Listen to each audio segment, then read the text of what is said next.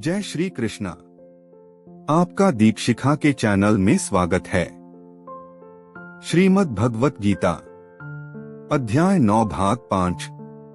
सर्वभूतानि कौन्तेय प्रकृति यान्ति मामिकाम कल्पक्षे पुनस्तानि कल्पादौ विसृजाम्यहम् हैं। इसका भावार्थ है, हे कुंती पुत्र, कल्प का अंत होने पर सारे प्राणी मेरी प्रकृति में प्रवेश करते हैं और अन्य कल्प के आरंभ होने पर मैं उन्हें अपनी शक्ति से पुनः उत्पन्न करता हूँ। इसका तात्पर्य है, इस विराट भौतिक अभिव्यक्ति का सृजन, पालन तथा संहार पूर्णतया भगवान की परम इच्छा पर निर्भर है। कल्पक्षय का अर्थ है, ब्रह्मा की मृत्यु होने पर ब्रह्मा 100 वर्ष जीवित रहते हैं और उनका एक दिन हमारे 4 अरब 30 करोड़ वर्षों के तुल्य है। रात्रि भी इतने ही वर्षों की होती है। ब्रह्मा के एक महीने में ऐसे 30 दिन तथा 30 रातें होती हैं और उनके एक वर्ष में ऐसे 12 महीने होते हैं। ऐसे 100 वर्षों के बाद जब ब्रह्मा की मृत्यु होती है तो प्रलय हो जाता है,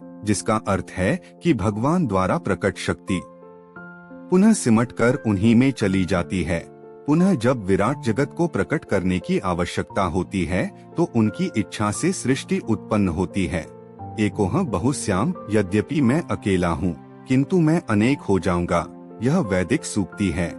वे इस भौतिक शक्ति में अपना विस्तार करते हैं और सारी विराट अभिव्यक्ति पुनः घटित हो जाती है। प्रकृतिं स्वामवष्टभ्य विसृजामि पुनः पुनः भूतग्राम्यम कृत्स्नवशं प्रकृतिर्वशात्। इसका भावार्थ है, संपूर्ण विराट जगत मेरे अधीन है।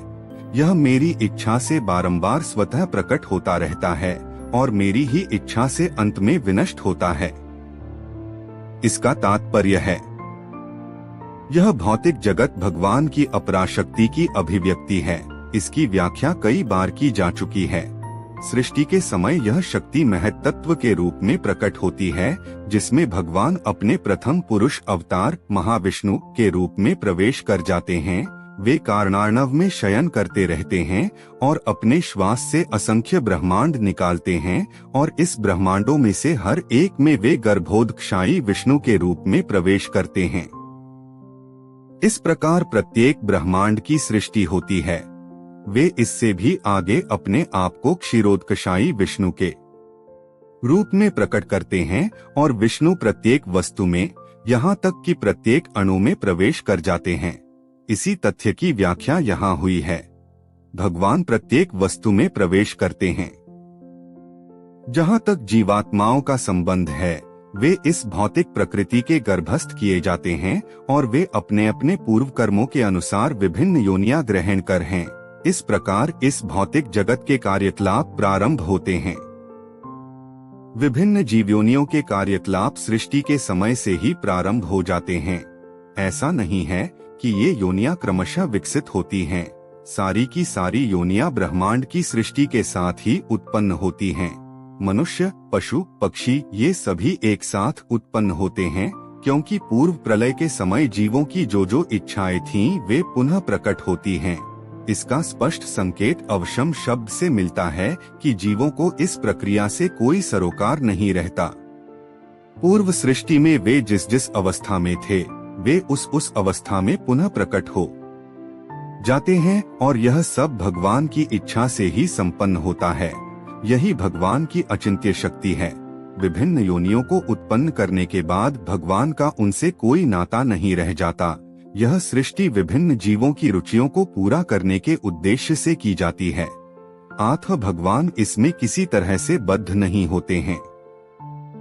न चमा तानि कर्माणि निबध्नन्ति धनंजय उदासीन वदासीन मसक्तं तेषु कर्मसु। इसका भावार्थ है, हे धनंजय, ये सारे कर्म मुझे नहीं बांध पाते हैं। मैं उदासीन की भांति इन सारे भौतिक कर्मों से सदैव विरक्त रहता हूँ। इसका तात्पर्य है, इस प्रसंग में यह नहीं सोच लेना चाहिए कि भगवान के पास कोई काम नहीं है। वे अपने वैकुंठ लोक में सदैव व्यस्त रहते हैं। ब्रह्म संहिता में कहा गया है, आत्मारामस्य तस्यास्ति प्रकृत्या न समागमः। वे सतत दिव्य आनंदमय आध्यात्मिक कार्यों में रत रहते हैं। किंतु इन भौतिक कार्यों से उनका कोई सरोकार नहीं रहता। सारे भौतिक कार्य उनकी विभिन्न शक्तियों द्वारा संपन्न होते रहते हैं। वे सदा ही इस सृष्टि के भौतिक कार्यों के प्रति उदासीन रहते हैं। इस उदासीनता को ही यहाँ पर उदासीनवत कहा गया है। यद्यपि छोटे से छोटे भौतिक कार्य पर उनका नियंत्रण रहता है, किंतु वे उदासीनवत स्थित रहते हैं। यहाँ पर उच्च न्यायालय के न्यायाधीश का उदाहरण दिया जा सकता है, जो अपने आसन पर बैठा रहता है। उसके आदेश से अनेक तरह की बातें घटती रहती हैं। किसी को फांसी दी जाती है, किसी को कारावास की सजा मिलती है, तो किसी को प्रचुर धनराशि मिलती है, तो भी वह उदासीन रहता है। उसे इस हानि लाभ से कुछ भी लेना देना नहीं रहता। वेदांत सूत्र में यह कहा गया है, वैषम्यनैर्घृण। ये न वे इस जगत के द्वंद्वों में स्थित नहीं है, वे इन द्वंद्वों से अतीत हैं। न ही इस जगत की सृष्टि तथा प्रलय में ही उनकी आसक्ति रहती है। सारे जीव अपने पूर्व कर्मों के अनुसार विभिन्न योनियां ग्रहण करते रहते हैं और भगवान इसमें कोई व्यवधान नहीं डालते। गीता का अगला अध्याय सुनने के लिए चैनल को लाइक, शेयर और सब्सक्राइब जरूर करें। धन्यवाद।